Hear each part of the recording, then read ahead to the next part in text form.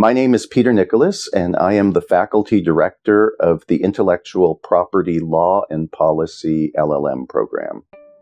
What makes UW Law unique? Our program has a long history. It's been around for several decades.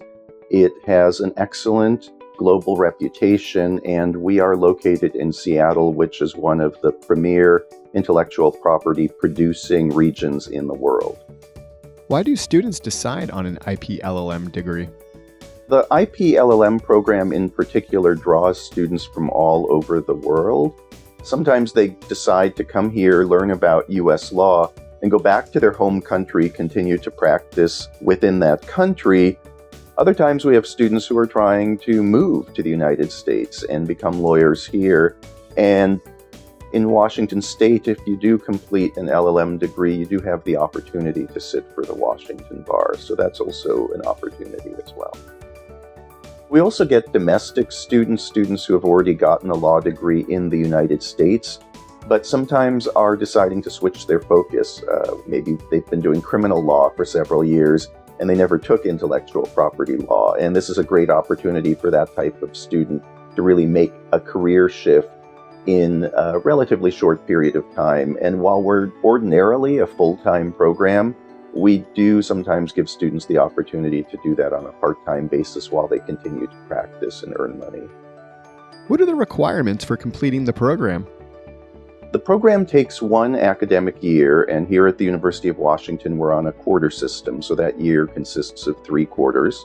The first quarter is a core foundation in all aspects of intellectual property law, and the other 2 quarters involve students taking a variety of electives that allow them to go deeper into areas that they want to focus in. How does UW Law help students succeed in the program? It's really important to us that every student that comes here is successful. That actually starts at the admissions process. We're very selective. We do not admit someone unless we're certain that they're going to succeed in the program. We have an assistant director that works with me, and that person's job is really to keep those students working well with the program. They're constantly having one-on-one mentoring. They're getting advising about their course selection. They're getting advising about looking for job opportunities. If they're interested in sitting for the bar, they get advice about that. How does UW Law's location in a tech hub factor into the student's education? This is the heart of where all sorts of intellectual property is produced and exported throughout the world.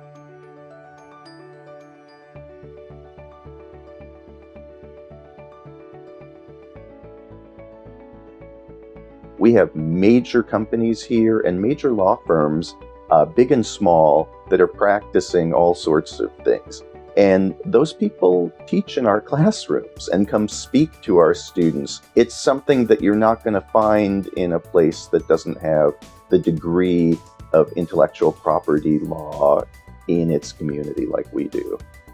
What types of jobs have previous graduates gone on to?